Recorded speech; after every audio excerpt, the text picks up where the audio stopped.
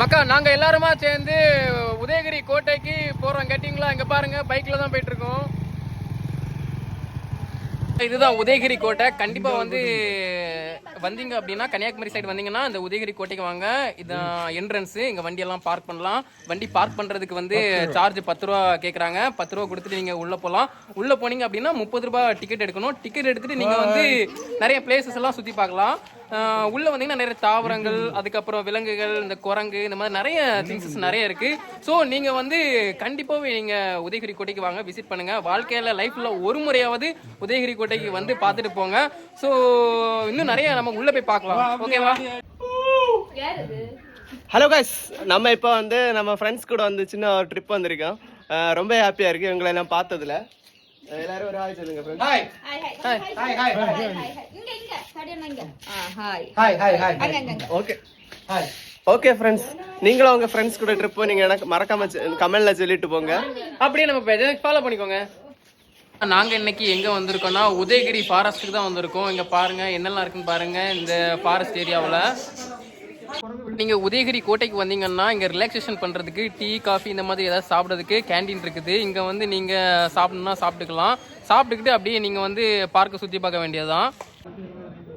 மக்கா, இது வந்து இங்க உள்ள மூங்கில் மரம். இதுல வந்து எல்லாரும் பேர் எழுதி வைக்கிறது வழக்கம். கேட்டீங்களா? அங்க நிறைய பேர் எழுதி வச்சிருக்காங்க. பாருங்க மக்கா, பச்சை கிளி எல்லாம் வந்திருக்கு பாருங்க. இந்த உதயகிரி கோட்டைக்குள்ள வந்தீங்கன்னா பச்சை கிளி எல்லாம் பார்க்கலாம் மக்கா. இங்க பாத்தீங்கன்னா இங்க பாருங்க எவ்வளவு அழகா இருக்கு பாருங்க. பச்சை கிளி எல்லாம் பறந்துட்டு இருக்கு பாருங்க. பச்சை கிளி பாருங்க. இது வந்து கொஞ்சம் தூரம் நடந்து போயிட்டே இருக்கணும், அப்பதான் நீங்க பார்க்க முடியும். ரொம்பவே நல்லா இருக்கு மக்கா. அங்க பிளேஸ் எல்லாமே ரொம்ப செம்மையா இருக்குது. ரொம்ப ஃபன் பண்ணி கொண்டாடலாம், நல்லா இருக்கும்.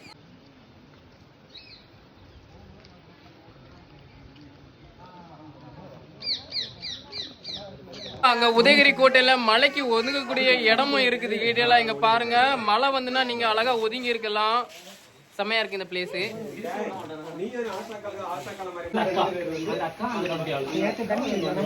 அக்கா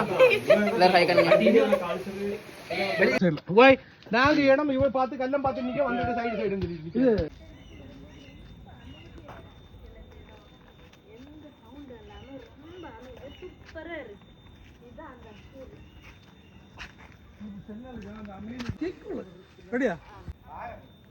இதுதான் டச்சுக்காரன் வந்து இதுதான் குளச்சல் போர்ல தப்பிச்சு போன டிலனாயோட கல்லறை. அதாவது அவரோட ஊர் பாத்தீங்க அப்படின்னா டச்சுக்காரன்.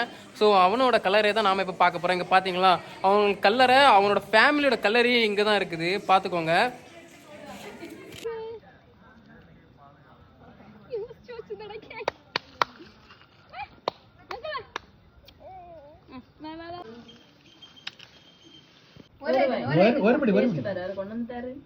உங்களுக்கு வந்து இப்போ இந்த கன்னியாகுமரியில இந்த மாதிரி ஒரு ஃபாரஸ்ட் இருக்குன்னு தெரியுமா? நான் தெரியும், ஆனா நான் இதான் ஃபர்ஸ்ட் டைமா வந்திருக்கேன். ஃபர்ஸ்ட் டைமா இந்த கோட்டைக்கு வந்திருக்கீங்க அப்படிதானே?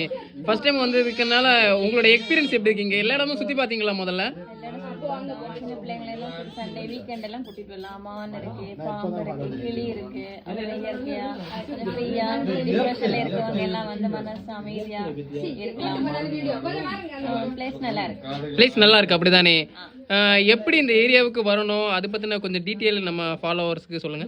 இது வந்து தக்கலையில இருந்து நேர நாகர்கோயில் போற ரூட். ஒரு தக்கலை பஸ் ஸ்டாண்ட்ல இருந்து ஒரு 2 கிலோமீட்டர் தாண்டி உதயகிரி அந்த ஜங்ஷன்ல கேட்டா சொல்லி தருவாங்க. சரிக்கா.